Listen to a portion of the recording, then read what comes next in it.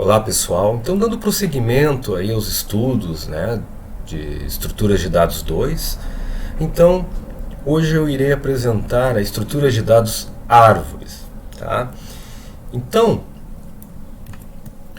aqui tem algumas fontes bibliográficas, tá?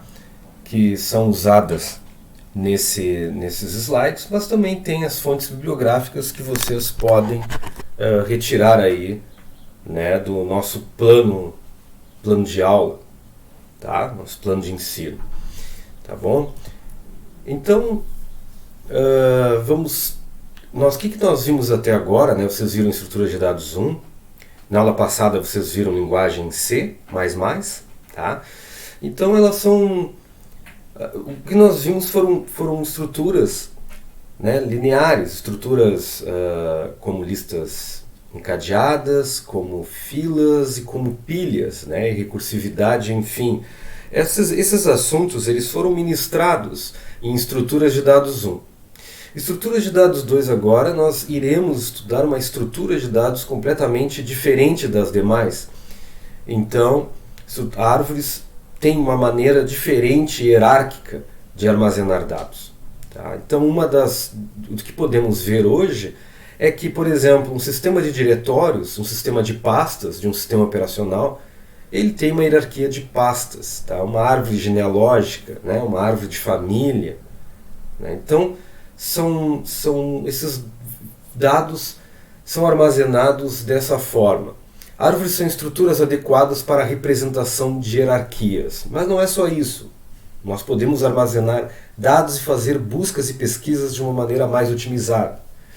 Então a definição recursiva de árvore, né, é um conjunto de nós tal que existe um nó R, que é a raiz, com 0 ou mais subárvores, cujas raízes estão ligadas a R. Então nós podemos ver que nós temos um nó raiz conectada a 0 ou N subárvores, né? Essa é uma definição genérica de árvore. Os nós raízes dessas subárvores são os filhos de R. Os nós internos da árvore são os nós com filhos. E as folhas são nós sem filhos. Tá? Então nós criamos aí, nós estamos analisando uma definição genérica de árvore. Existem outras representações de árvore. Tá? Existe aqui uma representação, por exemplo, nós podemos ter uma representação hierárquica, tá? Onde nós temos o A como raiz e temos nós folhas como B, G, H e I, eles não têm filhos, E também, tá? Então eles não têm filhos. O C e o D são, digamos que D é a raiz dessa subárvore e C é a raiz dessa subárvore e F é a raiz dessa subárvore, tá? Então nós temos essa definição recursiva, ok? Como eu poderia representar essa árvore de outras maneiras? Nós temos essa outra maneira de representar a árvore, onde o círculo maior é a raiz da árvore inteira, tá?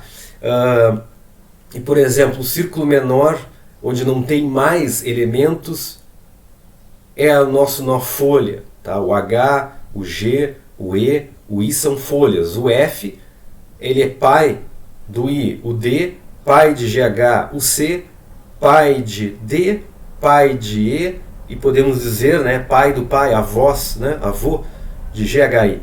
Então nós temos essa hierarquia aqui, tá? Que representa exatamente essa árvore aqui, só que de uma forma diferente. Também temos uma representação por parênteses aninhados, né?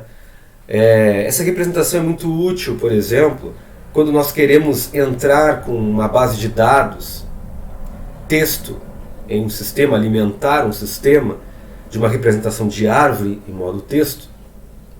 Então, nós usamos essa maneira textual aqui. Existem outras maneiras, mas essa aqui é mais usual. O que nós podemos ver? Que a primeira letra aqui que entra é uma raiz. Aí ele tem um filho aqui, que está na esquerda, e na direita é toda essa subárvore. Ó. Aí eu vou recursivamente entrando na minha subárvore, eu vejo que C é a raiz dessa subárvore, e aí eu tenho o meu D O que ele tem no meu C? Eu tenho um D e eu tenho um E e tenho um F. Tá? E dentro do D eu tenho GH e dentro do F eu tenho I. Então nós temos uma outra representação de árvores. Tá? O que é uma subárvore então? Nós podemos analisar isso em termos de conjuntos, em termos de matemática, né? Então podemos analisar o seguinte, que seja uma árvore acima, T igual a B, N elementos. A árvore T possui duas subárvores, TB e TC, onde TB tem um B e TC tem CD, e assim por diante. Tá? Então a nossa árvore é dividida assim. Vejam que são conjuntos. A subárvore TC possui três subárvores. Estou considerando esse exemplo aqui. Né? Então nós temos um T, que tem um TB e tem um TC, e dentro do nosso TC tem CD. Né? Aqui nós temos o CD, enfim. Só que dentro do TC, por exemplo, existem mais três subárvores, que é D, G, H, e o TF tem F e I. E o TE tem E. Então nós temos essa maneira de representar subárvores. Nós temos um conjunto, né, de árvores dentro de uma árvore. Né? Essa é a representação. As subárvores TB, TE, TG, TH e TI possuem apenas o nó raiz e nenhuma subárvore. Então podemos dizer que também os nós folhas, né, eles são árvores também. Só que eles são árvores com uma raiz e sem filhos. Então é uma definição recursiva. Tá? Depois nós temos aqui um exemplo de árvore de expressão muito utilizada, né, para desenvolver equações na computação. Então, por exemplo, vejam que interessante, eu tenho A mais. Aí o mais, a operação vai ser sempre a raiz, né? E os nós folhas serão os elementos. Eu tenho A mais quem? Bom, como é que a gente vê isso? A gente pode começar a dar uma analisada daqui para baixo, para vocês verem. Eu tenho aqui, qual é a primeira operação dentro de parênteses aqui? C barra D, C divididos por D menos E. Então eu tenho C divididos por D, tá? E aí o resultado disso eu subtraio com E. Então o resultado disso aqui eu subtraio com E. Então eu tenho aqui dentro, eu tenho essa representação de árvore aqui. Aí, subindo meu nível, o B vezes quem? O resultado de tudo isso aqui. Então B vezes o resultado de tudo isso aqui. E o A mais o resultado de tudo isso aqui, de toda essa expressão aqui. Então toda essa subárvore ela vai ser conectada, né, à minha operação mais aqui, ok? Bom, o que mais? Temos mais conceitos, né? Nós temos nossos filhos, pais, tio, irmãos, avós, né? É dessa forma. Grau de saída é o número de filhos de um nó. Nó folha é um grau de saída nulo. E o nó interior é grau de saída diferente de nulo. Tá? Grau de uma árvore é o máximo grau de saída. E floresta é um conjunto de zero ou mais árvores. Tá? Então são conceitos básicos, nomenclaturas aí que nós estamos analisando em termos de árvores. Conceitos básicos. Então nós temos o caminho, que é uma sequência de nós distintos, V1, V2 a VK, tal que existe sempre entre nós consecutivos, isso é, entre V1 e V2, entre V2 e V3, VK menos 1 e VK, a relação é filho de ou pai de, é denominada um caminho da árvore. Então o caminho da árvore seria algo assim, né? Temos um caminho aqui da árvore. Comprimento do caminho, tá? Um caminho de VK vértice obtido pela sequência de K menos 1 pares, o valor K menos 1 é o comprimento do tamanho do caminho, e o nível ou profundidade de um nó, número de nós do caminho da raiz até o nó. Né? Então nós temos aqui profundidade 1, 2, 3, 4. Tá? Nível da raiz profundidade 0, né? Profundidade 1 vai estar aqui, ó. Árvore ordenada. Agora vem uma questão interessante. Nós tínhamos árvores, falamos aí muito em árvores genéricas, só que daqui a pouco, na próxima aula, iremos abordar uma árvore binária. E na árvore binária eu vou explicar como eu posso entrar com os dados ordenados nessa árvore binária. Então tenho árvore ordenada, é aquela no qual o filho de cada nó estão ordenados, né? Assume a ordenação da esquerda para a direita. Essa árvore é ordenada, então posso colocar A, C, B, D, E, F, G, H, I. Tá? Então toda vez que eu coloco uma letra, por exemplo, letra C, a letra C vai cair antes do A. Ela é maior que A.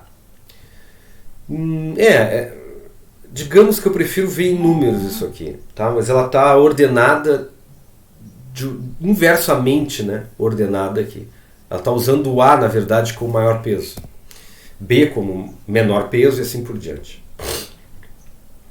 Conceitos básicos. Mais árvore cheia, uma árvore de grau D é uma árvore cheia, né, se possui um número máximo de nós. Então, não existe nós filhos, não existe, todos os nós dessa árvore, eles são preenchidos com seus filhos, tá? A menos que os únicos que não são preenchidos, né, são os nós folhas, tá? Então todas as folhas estão na mesma altura, ó. Então é uma árvore cheia, tá bom? Então a gente pode armazenamento por nível, a gente pode armazenar os dados por nível assim, ó. 1, posição do nó, posição dos filhos do nó é 2 e 3, do 2 é 4 e 5, do 3 é 6 e 7, e do i, qualquer posição que seja, é 2i, 2i mais 1. Então eu posso armazenar os dados aqui, ó, num vetor. Interessante, né? Então 1, 2, 3, 4, 5, 6, 7. Eles são armazenados num vetor e assim eu faço a busca. Usando 2i, é o índice que tem um filho, 2i mais 1 é o que está em um outro filho, o filho da direita. Tá? Então a gente pode armazenar uma árvore num vetor. Já mencionei sobre as árvores binárias representando expressões aritméticas e não tinha mencionado ainda o termo árvore binária. Tá? As árvores que nós estávamos mencionando eram árvores N, de N filhos. Tá? Mas a computação assume-se, por exemplo, que existe um tipo de árvore que é a árvore binária. É a árvore que tem apenas 2 filhos, esquerda ou direita. Tá? Que eu vou apresentar com mais detalhes na próxima aula. Mas aqui eu já entrego para vocês um conceito. Já faço um spoiler desse conceito aí. Bom, outra forma que nós temos que analisar é que eu estou falando de uma maneira genérica árvores binárias. O que nós iremos apresentar na próxima aula são árvores binárias de pesquisa. Mais adiante nós iremos ver que nós conseguimos fazer uma mescla de colocar dentro de um vetor de árvores, e nós podemos também criar vetores de árvores, listas encadeadas de árvores, grafos de árvores, enfim, nós podemos fazer isso. Tá? Filas de árvores, pilhas de árvores. Bom, já mencionei, né, que os nós folhas representam os operandos e os nós internos representam os operadores. Então eu tenho aqui 3 mais 6, e aí tem 4 menos 1, e o resultado desses dois aqui são multiplicados, e finalmente o resultado de tudo isso aqui é somado com 5. Tá? Nós temos uma outra notação, a notação textual aqui dessa outra forma, né? Que eu tenho A é o pai de todos, B da esquerda não tem filhos, mas ele tem um filho, sendo que esse filho não tem filhos, ó, esquerda, direita, vazio, então eu tenho A, B, D, sendo que o C tem 2 filhos, E e F, ó, sendo que o E e o F não tem filhos, então são nós folhas, ó. Então eu tenho essa notação aqui, e o A tem o B e tem o C, tá? É uma notação mais complicada. Então, o que é uma árvore binária? em cada nó tem 0 ou 1 ou 2 filhos. Tá? Então nós temos sempre árvore da esquerda, árvore da direita, tá? Ou vazia. Tá? Então é dessa forma aqui. E a representação de uma implementação em C, certo? É que nós podemos guardar esses dados dentro de uma struct, onde nós temos a informação que nós queremos guardar desse nodo. Essa informação é genérica, que está como char, mas ela poderia ser um ponteiro para alguma coisa void, e esse ponteiro void poderia ser genérico, poderia ser uma classe, poderia ser uma estrutura de dados complexa, ok? Eu tenho também 2 ponteiros que eles vão apontar para as subárvores, da esquerda e da direita. Tá? Então, basicamente, aqui é a nossa representação numa implementação em C. Tá? Aí nós temos mais alguma implementação, que aqui nós temos um type-def struct árvore, tá? Que definimos um tipo, criamos aqui um árvore cria vazia, o protótipo dela, que tem que criar uma árvore vazia, uma árvore, né, com null. Depois nós queremos criar a nossa árvore de maneira manual, queremos liberar a árvore. Então, para liberar a árvore, temos que fazer isso de maneira recursiva, tá? E eliminar toda a árvore, testar se a árvore é vazia, testar se o elemento pertence, tá? E imprimir a árvore. E aí nós temos formas de impressão da árvore. Tá? Então, vou apresentar aqui. Aqui são só implementações que eu vou apresentar, né? Usando uma definição recursiva. Tá? Por que usando definição recursiva? Porque quando se faz uma varredura dentro de uma árvore, a gente deve empilhar dados ou enfileirar dados. Se a busca for em profundidade, temos que empilhar. Se a busca for em nível, temos que enfileirar. É mais comum empilhar. Mas a própria natureza da recursividade de uma função, ela empilha dados. Então nós aproveitaremos a natureza da recursividade e dessa forma não precisamos criar nenhuma estrutura de dados adicional. Tá bom? Então nós temos aqui a criação da árvore vazia, que ela vai retornar null. Tá? Temos o árvore cria, nós estamos vendo isso no contexto de C, certo? Então o C usa uma malloc. Então, para criar uma árvore, praticamente eu passo a minha informação, passo aqui o ponteiro de uma subárvore à esquerda e um ponteiro da subárvore à direita. Tá? Aqui poderia ser 2 null, se eu quisesse criar apenas uma raiz. E ele vai retornar esse ponteiro que está apontando para o nodo, né, que foi criado, que foi, digamos, alocado. Tá?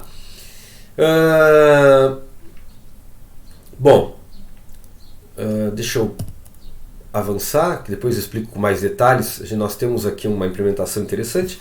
Testa se a árvore é vazia. Simples, né? Se a árvore for null, retorna true, senão ela está cheia. O árvore libera é bastante interessante, por quê? Porque eu não posso simplesmente dar um free na raiz. Se eu der um free na raiz, vamos dar uma olhada numa árvore aqui. Se eu der um free na raiz aqui, simplesmente eu vou desalocar esse nodo aqui. Mas esses nodos aqui não serão desalocados. Isso aqui não é Java, né? Java usa o garbage collector. E nós temos que fazer manualmente a desalocação. Então a desalocação seria, a remoção desses dados seria fazer uma busca recursiva, quando encontrar os filhos, começar a desalocar os elementos, né? Começar a desalocar dessa forma os elementos. E aí eu simplesmente libero o espaço da árvore. Então, para fazer isso, eu testo se a árvore não é vazia. Se não é vazia, eu ando. Eu vou andando, ó. Eu vou andando à esquerda. Cheguei lá na esquerda, o que vai acontecer? Se eu cheguei na esquerda e ela é vazia, então eu vou dar um free, libero a raiz. E aí eu volto, e aí eu vou liberando a esquerda sempre. Né? Se eu não... Se chegou num ponto em que a esquerda, no caso, tenha dados à direita, eu vou andando à direita também. Então eu vou andando recursivamente até encontrar todas as raízes. Quando encontro raiz, eu libero. E eu só vou fazendo essa remoção por raiz. Até que chega um ponto que quando eu entrar nesse if aqui, a árvore é vazia. E quando a árvore é vazia, eu vou retornar null e eu termino a minha função. Tá? Basicamente isso. Da mesma forma eu faço o pertence, né? O pertence eu testo se a árvore é vazia, se não, se a informação que eu estou procurando existe na árvore, logo na raiz, beleza, eu retorno true.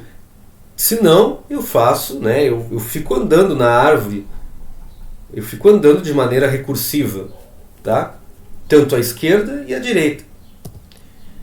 Imprime também, eu mostro a raiz e eu ando nela. Nós vamos aprender que se eu colocar um print aqui antes das duas árvores, se eu colocar um print aqui no meio entre esquerda e direita, e se eu colocar um print, alterar essa codificação e mudar esse print para o final de duas árvores, nós teremos a impressão pré-ordem, em ordem e pós-ordem.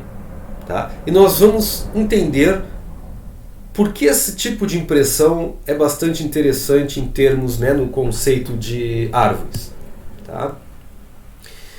Vamos analisar aqui rapidamente como é que eu criei uma árvore. Tá? Aqui eu criei manualmente uma árvore, só para nós entendermos. Aqui eu criei uma árvore com o elemento D e criei duas árvores vazias. Então inicialmente D tem 2 null aqui. Depois criei A2, que é uma árvore vazia, mas conectada com essa árvore que foi criada aqui, A1. Então nós temos B e D aqui. Depois eu criei uma árvore E, duas vazias, está solto aqui. Depois eu criei uma árvore F, que também está solto. E depois criei uma C, que a C ela vai unir o A3 e o A4. Então nós temos, temos uma árvore A2 e temos uma árvore A4. E no final, A5, perdão. E no final eu tenho A que vai conectar A2 e A5. Nós temos a nossa árvore aí completa, mas ela é construída de maneira manual. Tá? Comumente ela não é assim. Posso criar assim também. Tem outra maneira de criar, né? Como se fosse uma expressão, né? Como se parece que fosse uma anotação funcional aí. Me lembra, né? Tu coloca cria A, depois tu coloca uma cria B, depois cria vazia, cria D, árvore. Significa que esse lado aqui ele vai criar essa subárvore aqui. E a C e F vai criar essa outra subárvore. E aqui eu tenho a esquerda e a direita e eu vou criar meu A. Tá? Então nós temos outras formas de criar aí. E eu posso incluir outros nós nessa árvore, né? Dessa forma aí, onde eu coloco a esquerda. Esquerda é null. Tá? Mas aí eu posso colocar e criar uma árvore onde eu tenho um X como raiz. E como filhos eu tenho Y e Z. Foi o que eu construí aqui. Tá? E eu quero liberar um elemento, então eu posso colocar direita e esquerda e eu uso árvore libera adir e esquerda, né? A direita e esquerda. Então dessa maneira aqui ele vai retornar null, né? O meu direita e esquerda aqui. Eu eliminei esse dado aqui. Tá? Bom, o que mais nós podemos analisar? Nós podemos analisar então, né, o percurso pré-ordem, em ordem ou pós-ordem. Né? Então é bastante interessante que nós temos aqui esse percurso. Tá? Como seria em pré-ordem? Pré-ordem seria primeiro printar e depois, né, analisar a árvore. Então primeiro eu busco aqui, ó, printei, vou à esquerda, primeira coisa. Printei, então AB. Vou à esquerda, não tem nada. Vou à direita, D. Depois volta recursivamente porque a esquerda desse A já foi, agora eu vou à direita. C. Depois E, volto, F, volto e não imprimo mais nada. Então eu tenho A, B, C, A, B, D, C, E, F. Tá? Então, pré-ordem funciona assim. Em ordem, a gente primeiro vai à esquerda. E quando a gente passar para a direita, nós imprimimos o valor. Vejam só. Vou à esquerda. Opa, cheguei aqui, eu vou passar agora para a direita. Então imprimo B.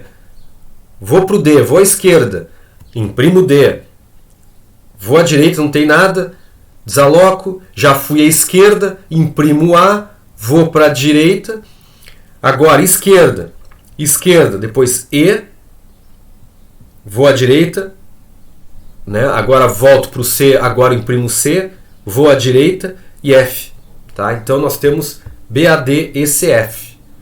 E o pós-ordem, primeiro eu faço esquerda, depois direita e depois eu imprimo. Então, vou à esquerda, nada, vou à esquerda, nada, vou à direita, vou à esquerda, direita, D. Depois eu já fiz os dois, B. Depois eu venho aqui para o A, não imprimo A, venho para o C, E. Depois F. Depois eu já fiz o esquerda e direita do C, então eu imprimo C. Já fiz agora o esquerda e direita do A, então eu imprimo A. Tá? Então, são as nossas ordens de percurso. Tá? Se vocês quiserem, fiquem à vontade aí para fazer os exercícios. Tá? Aqui estão os resultados da pré-ordem, em ordem e pós-ordem. Tá? Aí está aqui a implementação, né, o processo seria, por exemplo, imprime. Né? Eu já tinha mencionado, né, que imprime seria dessa forma aí. Tá? O em ordem e o pós-ordem. Tá? E essa função aqui, como eu falei, ela pode ser pré-ordem, pós-ordem, em ordem, mas para nós não altera o resultado. Aqui seria pré-ordem essa visita, mas eu poderia botar o return no meio ou o return no final. Tá? A função libera também, aqui ela é... aqui tem que ser pós-ordem, porque nós queremos eliminar a última visita. Né? A última coisa que nós queremos é visitar o nosso nó. Nosso nó, digamos, filho, né, ou folha. Nós temos que eliminar o nó folha. Tá? Aí nós temos exemplo de altura, tá? Propriedade de uma árvore, a altura de uma árvore, então aqui seria a altura 2. Tá? Então a altura de uma árvore vazia é menos 1, a altura de uma árvore com único nó raiz é 0. Essas alturas serão importantes em árvores AVL para balanceamento de árvores. Então nós temos também o nível de um nó, onde nós temos nível 0, nível 1 e nível 2. A raiz está no nível 0, seus filhos direto no nível 1 e assim por diante. Tá? Uma árvore cheia é quando nós temos altura H, N igual a 2H mais 1 menos 1. Então nós temos, por exemplo, 2, 0 igual a 1. Um elemento aqui nós temos 2, 4 e 8, sendo que nós temos o nível 3 é 8. 2 na 3, 8. Vejam que interessante. Então nós temos árvores degeneradas, nós internos tem uma única subárvore associada, vira uma estrutura linear. Tá?